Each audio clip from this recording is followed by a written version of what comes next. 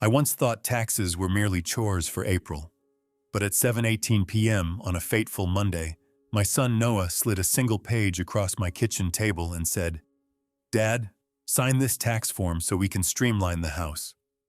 The title at the top read, "Quitclaim Deed." The witness line was blank.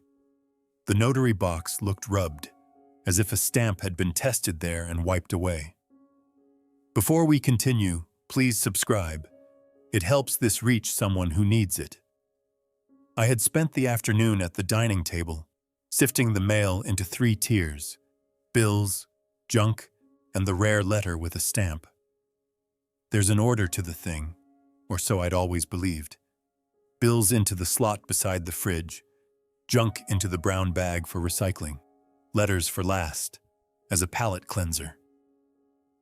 My glasses rode low on my nose. The world divided between the sharp, unforgiving numbers of the credit union and the smeared shapes of the room. It was 7:18 p.m. The oven clock's colon blinking a silent metronome. Mondays meant meatloaf, though I hadn't cooked for 2 since Gloria left. I had taken to making half portions and saving the leftovers for Noah, who sometimes remembered to pick them up. I'd learned to stop expecting a knock at the precise hour. But he was on time tonight, opening the back door without ceremony, his face pinched against the April wind. He wore a blazer, too thin for the season, the sleeves betraying his impatience. He'd outgrown it. Beneath, his shirt was open at the collar, the kind of blue that comes in multi-packs. His hair, once kept close as a Marine's, had grown out into a limp rebellion. He carried nothing but a single sheet of paper, pinched at the corner like a dead moth.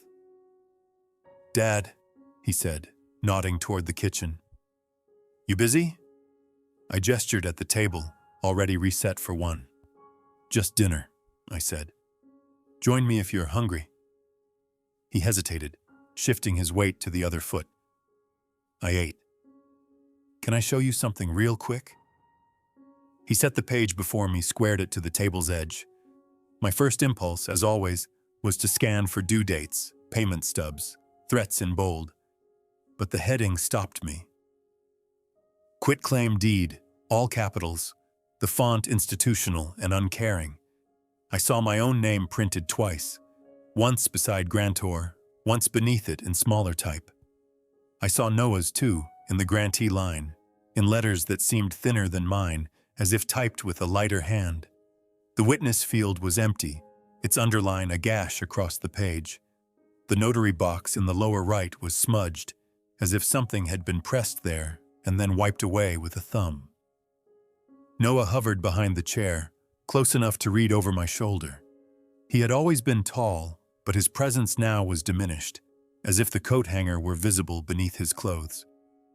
"It's just to simplify things," he said. "Tax season, you know? If we streamline the house, it's less paperwork for everyone."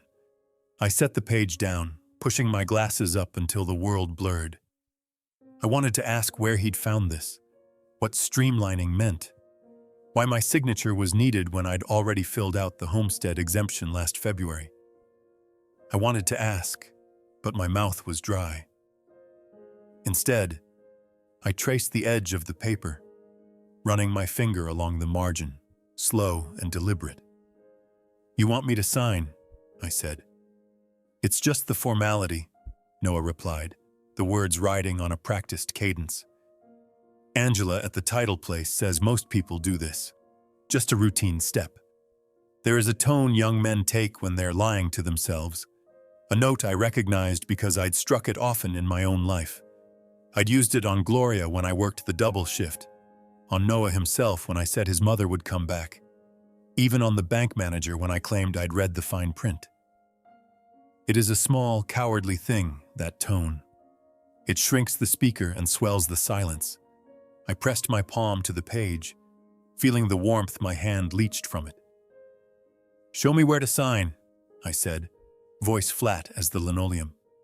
He pointed to the bottom, where my name was typed with a blank line above.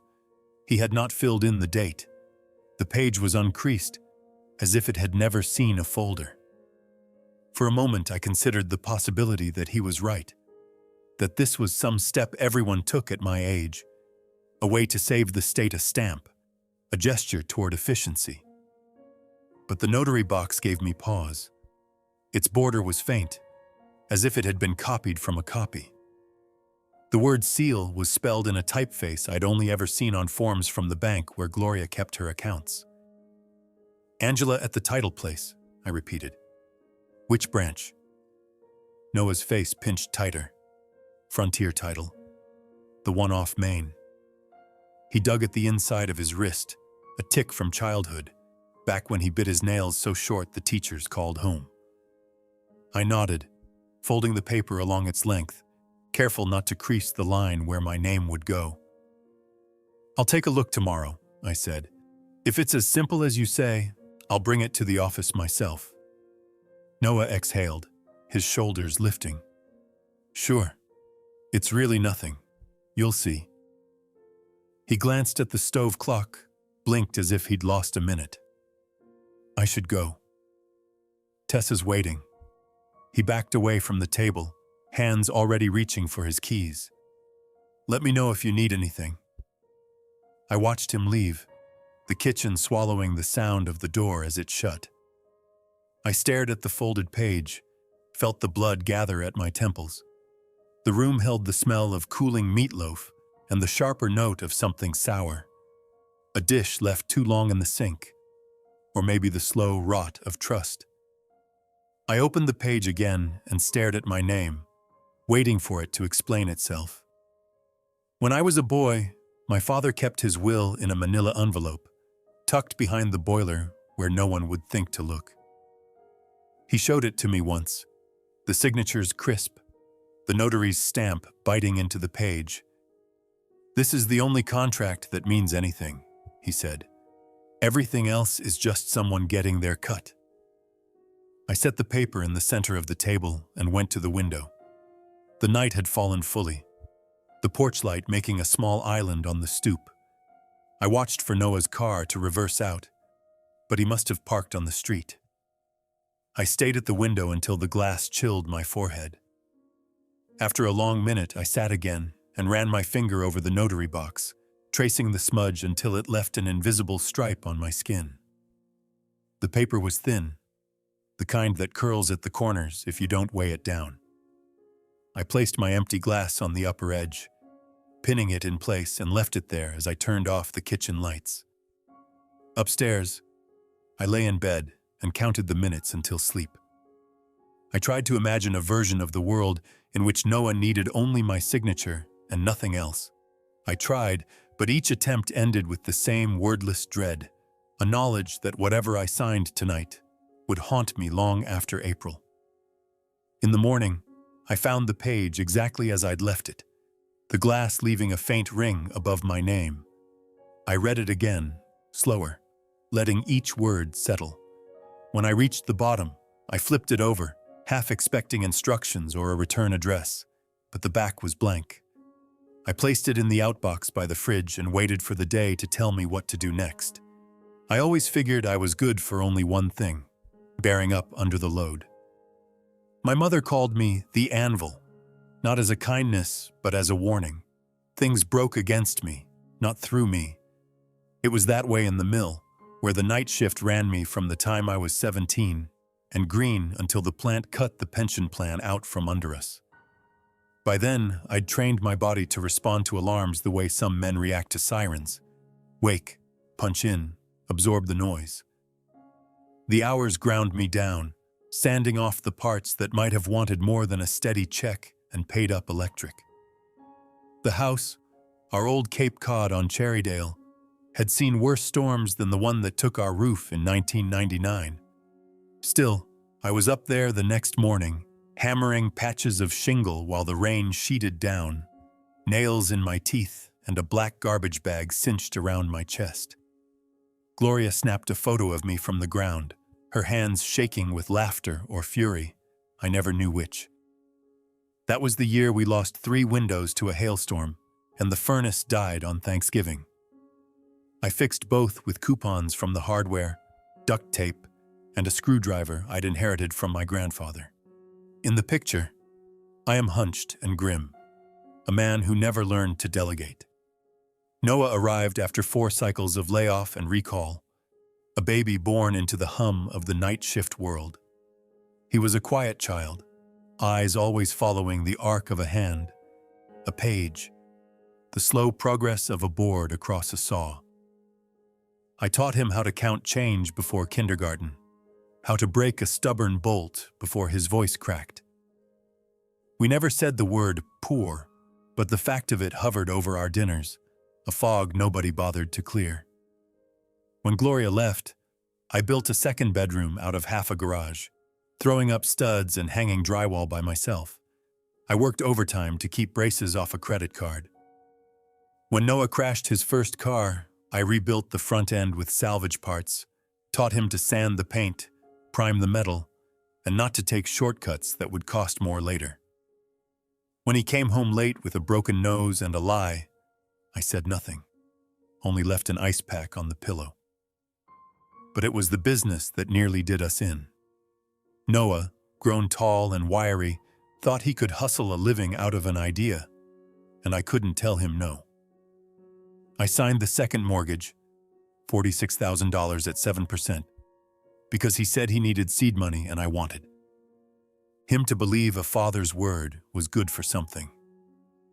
The shop failed in 8 months. The day they locked the doors, I watched him from the car, his shoulders hunched just like mine, the keys already in his pocket. We drove home in silence, neither of us willing to say how much it hurt to lose what we'd never really had. The Buick was the last thing I let go. 84 Riviera, candy apple red, the kind of car you wax even when nobody's coming over. I sold it to pay the winter's rent after Noah's business tanked, but I told him I'd traded it for a more practical sedan. He acted like he believed me. Maybe he did. After all those years, I convinced myself this was how it worked. The father holds the thing together, no matter how much it strains. If the roof fails, you fix it. If the money runs short, you find another shift. If your only child brings you a page and asks you to sign, you look him in the eye and swallow the suspicion like a bad pill. That's the real contract, the only one that matters. But as I stared at the quitclaim deed, the words grantor and grantee blurring in the kitchen light, I realized there are some burdens that get heavier the more you try to pretend they weigh nothing at all. I held the quitclaim deed by its upper corner, as if contact with the rest of it might transmit something viral. The paper seemed heavier than its weight, an artifact that radiated the dread of what it represented. My hand trembled minutely, a fact I covered by squaring the sheet to the placemat, aligning it with the crumbs left from dinner. The words grantor and grantee bled through the page, black as bruises. I studied the witness line, unfilled, and then let my finger drift to the notary box with its faint, uncertain border. Tax forms don't have grantees and grantors, I said, my voice rough with sleep deprivation, or just years of holding back what I actually wanted to say. This is a property transfer, not some 1040 EZ. Noah, who'd retreated to the living room, leaned against the doorway. He pulled a face meant to be comforting, but his mouth twitched at the corners. It's a legal thing. The accountant said it's best if the house is clean in one name for estate stuff. Otherwise, the taxes get messy. I studied him over the rim of my glasses. You been talking to my accountant? He looked away, tracing a knuckle along the doorframe. No, not yours. Tessa's dad has a guy. Of course he did.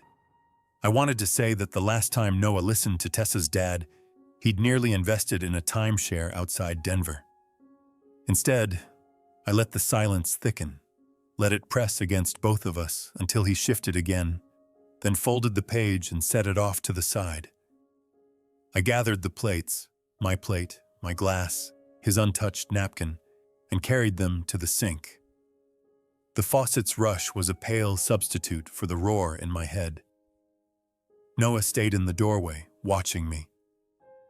If you want, we can go in together, he said, softer. Just let me know. No big rush. I stacked the dishes, one on top of another, the old ceramic chipping at the edge. I had bought these plates at a garage sale in 1992, the same summer I fixed the car's transmission with nothing but a Haynes manual and bruised knuckles. I remembered how I told Gloria we didn't need new things, just things that worked. I rinsed the meatloaf from the plates, the brown rivulets swirling into the drain. "Who's the witness supposed to be?" I asked, keeping my eyes on the suds. "I think anyone," he said. "A neighbor, maybe." Angela at the title place could do it, I think. I pictured the title office, how the waiting room always stank of fake lemon and anxiety, how the women behind the counter wore their hair in perfect lacquered helmets. I imagined handing this paper across the desk, watched as a stranger signed her name next to mine, each letter tightening the knot in my stomach. I dried my hands, set the towel aside, and turned back to Noah. "I'll look into it," I said. "Don't bring any more papers unless you've read them twice." He nodded, the old habit of agreement. But I could tell from his posture, elbows hugging his chest, foot tapping out a nervous Morse code, that the conversation wasn't finished. Still, he took his leave, mumbling thanks and promising to call later in the week. Once he was gone, I sat back at the table and laid the quitclaim deed flat.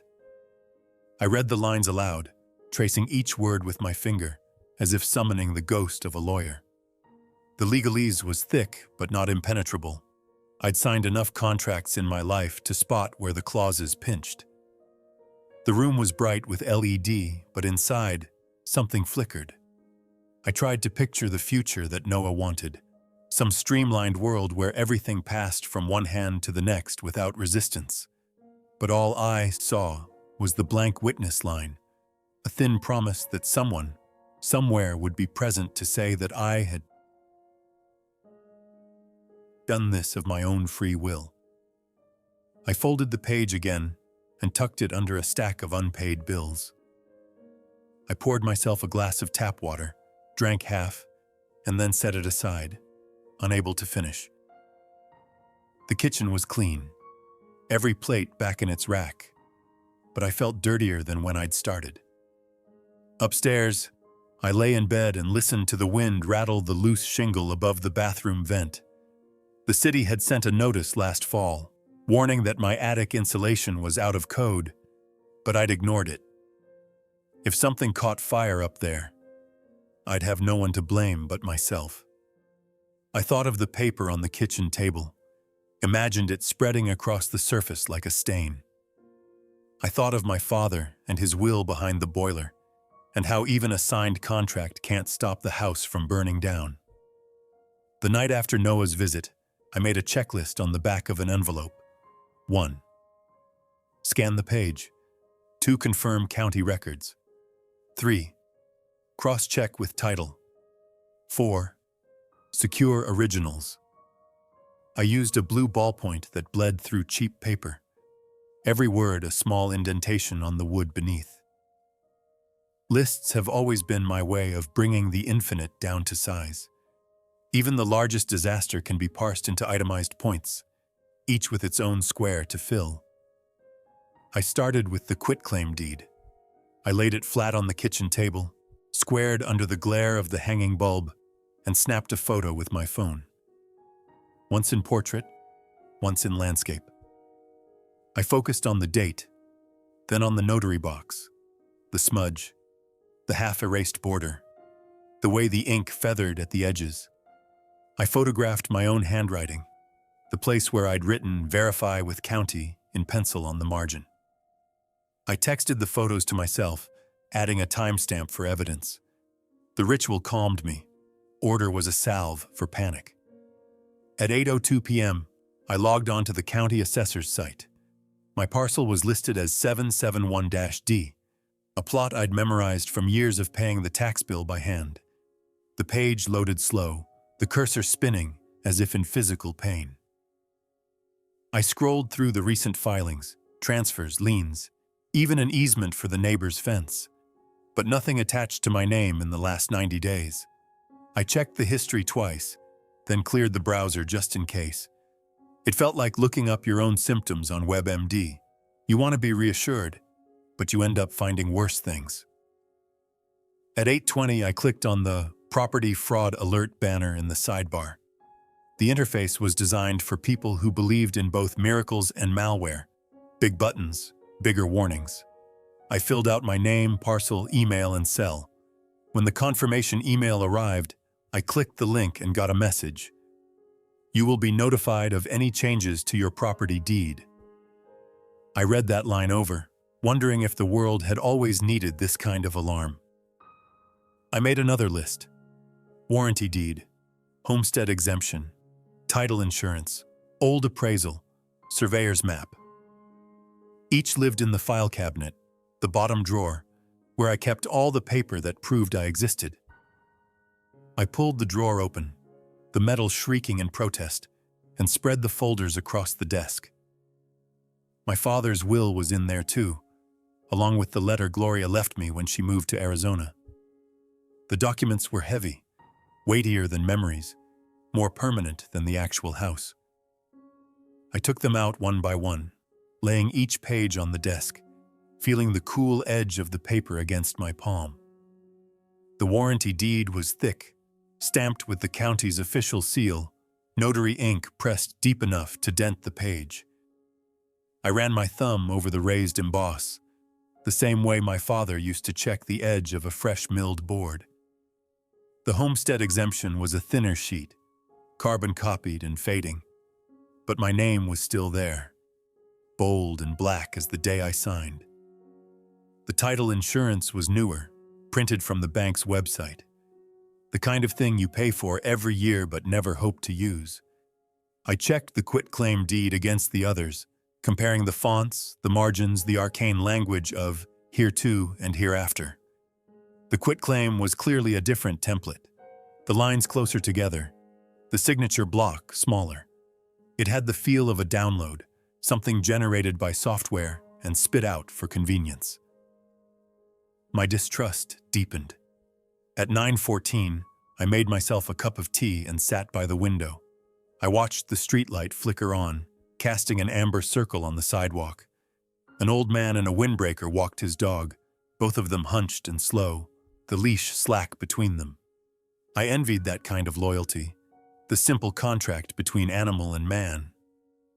Inside, the papers covered the desk, the phone buzzed every few minutes with a new spam alert, and the house felt smaller than ever. I thought about calling Noah, about demanding an explanation or at least a confession, but I knew he'd only parrot back what Tessa's dad or the title clerk had told him. He was too much my son to improvise a lie under pressure. Instead, I started a new list. Things to ask the title company, questions for the county, names of lawyers who handled elder fraud. The term was sour in my mouth, but I wrote it anyway, in all caps, as if naming the fear could ward it off. Before I went to bed, I took the quitclaim deed and placed it in a clear plastic sleeve, then slid it behind the warranty deed in the file. I locked the drawer, pocketed the key, and set the phone alarm for 7 a.m. In the morning, I would call the title office and ask for Angela. I would do what I'd always done, follow the checklist, trust but verify, and hope that the truth was not as bad as it looked. I lay awake in the dark, the images of the notary smudge and the blank witness line replaying behind my eyelids. I thought about my father, the boiler, the envelope. I wondered what he'd make of a world where a son could walk through your back door with a single page and unmake a lifetime of work. I thought about the last thing he ever said to me. Don't let them get you with the fine print. At the time, I assumed he meant lawyers or maybe the government. Now I wasn't so sure. The darkness was complete by midnight. I listened for the wind, the shingle, any sound that would connect me to something older than this moment. All I heard was the tick of the baseboard heater and the low, persistent whine of the electronics in standby. In the morning, I woke to the phone alarm, the blue digits slicing through the gloom. I pulled on my oldest jeans, the knees patched twice, and made coffee in the silence. I looked at the file cabinet, its locked drawer, and felt the burden of every decision I'd ever made. I wondered what Gloria would think, if she'd laugh at my paranoia or see the sense in it. I wondered if Noah even understood what he was asking me to give up. Before I called the title office, I sat at the kitchen table and wrote out the story as I saw it. The visit, the page, the words that didn't belong. I wrote in all capitals, block printing like I did in shop class, each letter deliberate and slow. When I finished, I signed my name at the bottom, a habit I couldn't shake. There are things in life you can't outsource, no matter how much the world promises convenience. Some contracts you sign in blood, some in silence, and some you don't sign at all. At 10:15 the next morning, I sat in the waiting room of Ortega & Ortega, hands folded tight enough to blanch the knuckles. The office was a narrow row house retrofit, the walls painted a judicious shade of taupe, and the magazines, real estate, retirement planning, were fanned on the side table, untouched. I picked at the corner of a manila folder, rehearsing what to say and how to say it without sounding like a man who didn't trust his own blood. When Ms. Ortega called my name, I stood too quickly, the chair's legs shrieking on the vinyl floor. She was younger than I'd expected, mid-40s, with a pinstripe suit that broadcast efficiency and hair yanked back in a no-nonsense bun. Her handshake was dry and brief. She motioned me into a conference room that smelled faintly of lemon wipes and old carpet. "You brought the document?" she asked, and I passed it across the table without a word. She scanned it with practiced speed, then flipped it over, squinting at the margins. I saw the exact moment her jaw set. "Did you sign anything else?" she said. "No, ma'am. I thought I should check before. She nodded, taking a black pen from the desk organizer and underlining sections as she read. "You did right. This is a quitclaim deed, which means whoever files it could transfer ownership, irrevocably, if it's notarized and accepted. The notary block looks off, but the rest is standard. Someone's testing your boundaries." I exhaled, the tension draining in a wave I hadn't realized was there. My son said it was just for taxes. His girlfriend's father recommended it. Ms. Ortega's mouth pursed, sympathy edged with skepticism. "Family can complicate things. If you want to make sure your title's secure, we can file a notice of interest and prepare an owner's affidavit for the record. That way, any transfer attempts will be flagged and require your physical ID and a live signature at the counter." I nodded. "Please." She turned to her computer, her fingers staccato on the keys. "We'll also send certified letters to the county recorder, the title company, and to your son. Language is important. Paper creates obstacles. People trying to rush you will hate that." I watched her draft the affidavit, each clause heavier than. "The last, I, Gerald Stone, have not authorized nor executed any deed transfer on Parcel 771-D. Any document purporting to transfer ownership without my notarized presence is fraudulent." She printed 2 copies, asked me to sign both, and then notarized them herself, the stamp loud and final on the thick bond paper. As she prepared the envelopes for the certified letters, she explained the next steps with crisp, lawyerly precision. "This establishes a chain of communication. Even if someone tries to file the deed, the county will flag it and require confirmation. We'll add a password at the recorder's office, and we'll notify the title company directly so they flag the file. Redundancy is security." I asked, "Should I talk to my son about this?" She considered, then shook her head. "If you want to avoid escalation, say nothing until you need to. Paper first, conversation later. People act fast when they think you're not paying attention. If you get another document, call me before you open it." She slid my copy of the affidavit across the desk. "Keep this in your files." If anyone calls or visits about the property, show them this first. I took the page, the paper heavier than any tool I'd held at the mill. My signature wobbled, an admission of age, or maybe just the weight of what it meant to draw a line between myself and my only child. Ms. Ortega stood, flattening the stack of outgoing letters with her palm. Move slow, speak plain, and bring paper to conversations that want speed. She held my gaze until I nodded. Outside, the sky had clouded over, the early sun replaced by a slate gray. I walked 2 blocks to the bus stop, the affidavit folded in my coat pocket, and watched the morning world play out. A mother hustling her kid onto the daycare van, an old man scraping at the sidewalk with a square-bladed shovel, teenagers hunched over their phones, oblivious. The city was full of people trading in words and documents, shifting power in tiny increments, most of them unaware. On the bus, I found a seat near the back and unfolded the affidavit, smoothing the paper on my lap. The language was absolute, fraud, null, void. There was a bleak comfort in how unambiguous the law could be, even as it acknowledged the constant threat of being undone by your own family. I stared out the window, the office buildings blurring past, and wondered what Noah would say when the certified letter arrived. Would he call, furious? Would he come over with another page, another story? Or would he just let it lie, the way I used to let questions about his mother die unasked? I pressed the affidavit between the pages of my notebook and zipped it shut, the way you might close a wound before it bled out.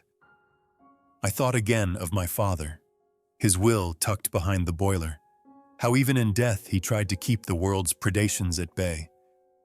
Maybe this was just what men like us did, build walls of paper and ink layer by layer until the world gave up and moved on to softer targets. When I got home, I made another list. Call the county recorder, update my file at the bank, shred any new documents with my name misspelled or the address off by a digit. I put Ms. Ortega's business card at the front of the Rolodex, above the dentist and the oil change place. For the first time in weeks, I slept through the night. In the morning, I woke with the faint ache of relief, a muscle I hadn't used in years. Tap subscribe and post this phrase to help others. Not today, show me the paper. The title office on Main was glass and steel, corporate, but trying too hard to look local. Frontier Title, the sign said, and beneath it a slogan in serifed blue, "Your home, our priority." I checked in at the front desk, gave my name, and waited on the bench near a fake ficus. The clock on the wall ticked loud, every second a reminder that the world kept moving whether you were ready or not. Angela Chen met me in the lobby, her blazer buttoned tight, eyes sharp but not unfriendly. She shook my hand and steered me into a side office, the windows shaded against the noon glare. She offered me water, which I declined, then powered up her computer and set a yellow notepad between us. "I understand you want to tighten up your file," she said, fingers hovering over the keys. "Yes, I want it on record. No changes to the deed, no refinance, no nothing, unless I'm here in person, with ID." She nodded. "We can do that. We can also add a password to your file. Any transaction gets routed to a manager, and we call you at this number." She slid the notepad forward, and I wrote down my cell, my home, and my backup email in block letters. She double-checked the spelling, then read it back to me to confirm. "Password?" she asked. I hesitated, caught off guard by the blank line. After a moment, I said, "Riviera." Capital R. Angela smiled, typing it in. Not many people pick car models. It was a good car. She clicked through a few screens, then printed a document, the closing procedures checklist. It was 3 pages of small print, but on the second page she circled 2 items in blue pen: wet ink signature required and valid photo ID required. Beside each, she wrote the date in careful, round script, then signed her own name below. She handed me the checklist, her pen tapping twice on the circled items. With this, nobody can close a file without you in the room. Not even me. I read the page, focusing on the blue ink. The words were familiar, legal, dry, ironclad, but the sight of my own phone number, my own password, the date in living color, gave me a flicker of confidence I hadn't felt in years. Angela said, "Is there anything else you want to add? Secondary contacts, maybe?" "No," I said. "Just me." She nodded, then leaned forward, her voice dropping a notch. "You'd be surprised how many times this happens. Family or not, people think paper means power. They forget the person behind the signature." I didn't answer, but she seemed to understand. On my way out, I stopped at the lobby window and looked down at the street. Cars in the lot gleamed under the midday sun. For a moment, I tried to remember the sound of the Riviera's engine, the feel of its wheel, but the memory wouldn't come. All I heard was the voice of my father, his old warnings, and the shuffling of paper in a locked file. Back home, I put the checklist in the drawer with the warranty deed, then locked it twice. I pressed my thumb against the cool metal, reassured by the hardness of it. The world outside could churn and cycle, but for now, I'd built my little barricade. And for now, it was enough. That evening, I set the kitchen table with the precision of a man bracing for bad weather. 2 chairs, not facing but angled, the old coffee pot between them. I laid out Miss Ortega's packet at dead center, owner's affidavit on top, followed by the certified mail receipts, and then the title company checklist. Beside these, I placed my phone, screen blank but recording, just in case. Paranoia is a hell of a habit to break. Noah arrived 5 minutes late, carrying the old nervous energy with him like static. He wore a parka, too heavy for the spring evening, and had combed his hair, but not enough to hide the growing patch at the crown. He set his keys on the table, glancing at the spread of documents with the wary respect of a man approaching a loaded mousetrap. "Smells like coffee," he said, voice too light. I poured him a cup, black, the way he used to like it before the acid reflux. He took it, fingers twitching around the handle, and didn't drink. We sat in silence for a beat. I could feel my pulse in my neck, slow and deliberate, the way it used to pound before a layoff notice or a call from the principal. I slid the packet toward him. I had some questions about the deed. Noah looked down, then away, then back. "It's just paperwork, Dad. They told me it's normal. I talked to a lawyer." I let that hang, watched his Adam's apple bounce. He shifted, then tried for a smile. "You didn't have to. It's just for taxes. Tessa's dad is not my advisor," I cut in.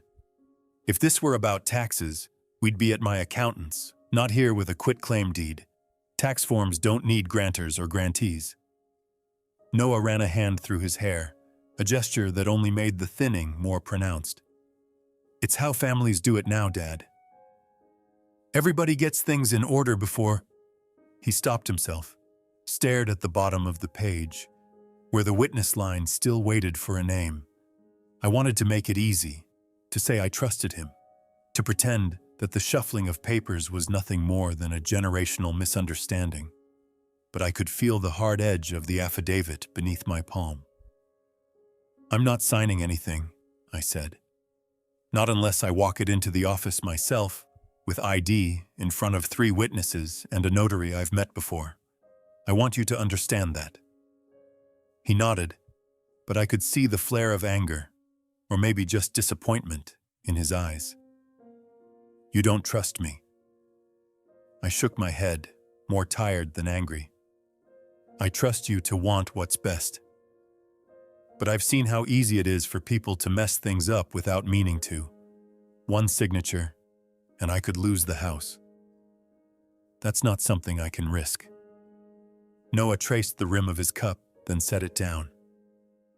Tessa's dad said it's how you protect the family from probate. He said it's what smart people do. I've spent my whole life fixing things that smart people broke, I said. If you want to protect the house, help me keep it in my name.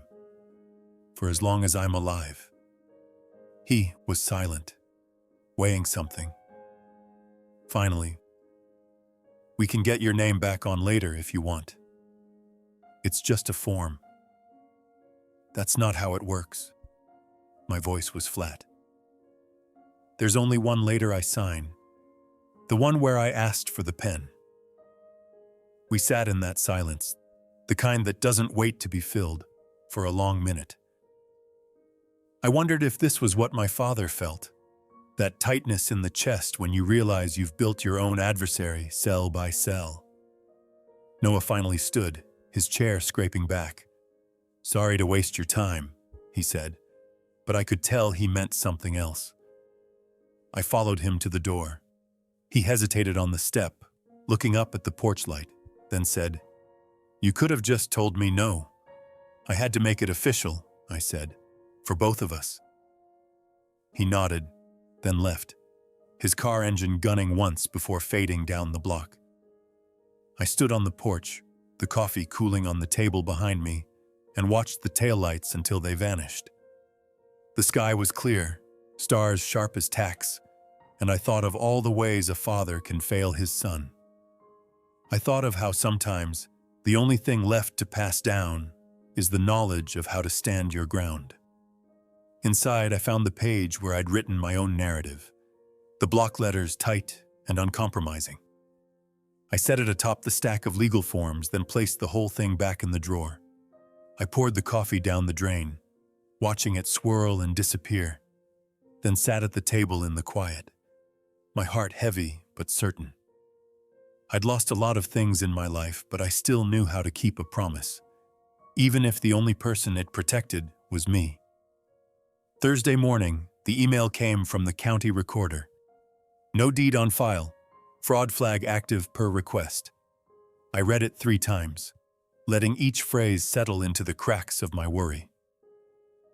Another message came an hour later from Frontier Title, confirming that my password, Riviera, was locked into their system, and that any attempt to process a closing on Parcel 771-D will require management override and phone confirmation. I bought a fire safe that afternoon at the hardware store, a small gray cube with a dial that clicked just right. I set it on the shelf in the front hall closet, right above the box of furnace filters and old paint samples. The safe's instructions said it could withstand 1,500 degrees for an hour, and I wondered what kind of fire that was meant for, real or metaphorical. I gathered my key papers, the warranty deed, the homestead exemption, Ms. Ortega's affidavit, the title company checklist, my father's will, and the final photo of the Riviera, and slid them into a folder labeled Stone G. I pressed the folder flat, then tucked it into the safe with a slow, deliberate motion, like setting a cornerstone. Before I spun the dial shut, I taped a copy of the owner's affidavit to the inside of the safe door. The text was clear and bold, my signature stubborn at the bottom. I wanted it to look me in the eye every time I opened the safe, a reminder that vigilance is its own form of inheritance. Afterward, I stood in the front hall, listening to the house settle. The vents ticked, the fridge kicked on. Somewhere a car alarm chirped, pointless but persistent. I let myself feel the quiet, the knowledge that for now, no one could touch what mattered most unless I let them. I ran my palm over the cool metal of the safe, then closed the closet and went back to the kitchen. Outside, dusk pressed against the window, patient as always. I made a list for the weekend, replaced the porch light, patched the loose shingle, checked the lock on the garage. Small things, but necessary. I wrote them out in blue ink, my handwriting a little steadier than before. When I finished, I left the list on the table and watched the shadows lengthen, feeling the unfamiliar ache of being almost, but not quite, at ease. Saturday morning, I brewed the coffee stronger than usual and set a fresh legal pad on the kitchen table. The old habits die hardest. The need to put things in writing, to make the case plain before the world can twist it. I titled the page, "For Noah." I underlined it twice. I started with the timeline, just as Ms. Ortega had done in her affidavit. April 11th, 7:18 p.m. You brought a quitclaim deed, called it a tax form, asked for my signature. I kept the sentences simple, the way you would for a machine that needs only facts to work. I wrote about the emails, the phone calls, the trip to the county recorders. I recounted the meeting with the lawyer, the steps we took to protect the property, the new password at the title office. I wrote about the fire safe, the documents inside, and the reason for the copy of the affidavit on the door. I told him I'd done these things not because I didn't trust him, but because I knew how easy it is for trust to become a liability. I remembered the car ride after his business folded, the silence then, and the silence now. I paused, the pen heavy in my hand. I wanted to say that none of this would have happened if his mother were here, that maybe she would have smoothed the roughness from our voices, or at least given us both someone else to blame. But I knew that was just another way of avoiding the real work. So I wrote, "The door is open for Sunday dinner at 2, like always. Until we get a counselor to say otherwise, there is no money talk at my table. No deeds, no forms, no new advice from Tessa's dad." I signed it, then read it over, making sure it was clear. There was no fight in the letter, only the shape of the space I needed to keep myself whole. I put the letter in an envelope, wrote Noah's name in my best shop class block letters, and left it on the table. The air in the kitchen felt different, like the room was holding its breath. I set about the rest of my day, checked the porch light, replaced the shingle, swept the garage. I found the rhythm in the chores, the comfort in knowing what needed to be done. The sky cleared toward evening, and I opened a window, letting in the cool spring air. Around 6, the phone buzzed. It was a short text from Noah. "Got your letter. See you Sunday." I poured a cup of coffee, sat in the half-light, and let myself hope that next time we might talk about anything but the house. Justice wasn't loud, and it never looked the way you expected. It came as an email from a clerk who spelled your name right and got the parcel number correct. It came as a phone call from the title company, the manager on the line asking for your password, her tone gentle but insistent. "We just need to verify before we move forward." It came as the absence of drama, the mailbox empty of threats, the house quiet at night except for the usual creaks and groans. I kept the kitchen as my command post. The legal pad stayed on the counter, ready for new lists. Every Sunday at 2, I set the table for dinner, leaving the second plate out of habit, even when Noah didn't make it. When he did, we ate in a kind of uneasy truce. He talked about the news, about Tessa's latest schemes, about the neighbors and their unkillable lawn. I let him talk. Sometimes we found a groove, a shared memory, or a joke that still worked. And for a minute it almost felt normal. The fire safe in the hall closet became a comfort. Once a week I'd spin the dial, open the door, and check that all the papers were still there. The affidavit, the password list, the warranty deed, each page exactly where I left it. I'd read the first few lines, then close the safe and listen for the satisfying click. Ritual, but also a reminder. I could protect myself. I could keep what was mine. Sometimes I caught myself wishing things were different, that trust could grow back, that a signature wasn't the most dangerous thing I owned. But I knew better. I made my peace with it. In the same way you make peace with a bad knee or a scar you can't quite remember getting. I still lost my glasses at least once a week, usually under the couch or in the garage. I still oversalted the pasta, still lined my shoes up in the mudroom in perfect rows. The world outside kept on changing. Worse, better, always new. but inside my house, order held. I never signed another page I hadn't read 3 times. When the phone rang, and a stranger asked for the homeowner, I let them talk until they ran out of script. I learned to say no, and to mean it. And if someone tried again, I knew exactly what to do. If any of this rings true, subscribe and leave one sentence: the boundary you'll set this week.